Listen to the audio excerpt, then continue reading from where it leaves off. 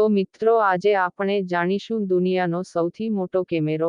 મિત્રો, તમે કાલના કેમેરા જોયા હશે, જે એકદમ સઘન છે.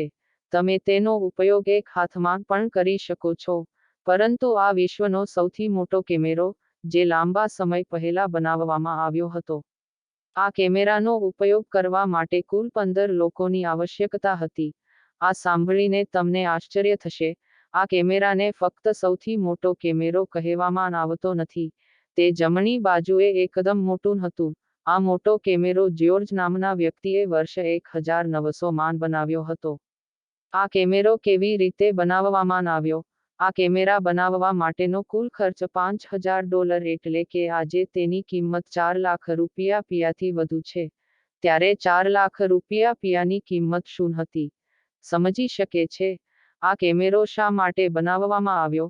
દુનિયાનો સૌથી મોટો કેમેરો બનાવવાનું કારણ એ હતું કે આ કેમેરો જ્યોર્જ દ્વારા બનાવવામાં આવ્યો હતો જેથી તે રેલવેનો ફોટો લઈ શકે.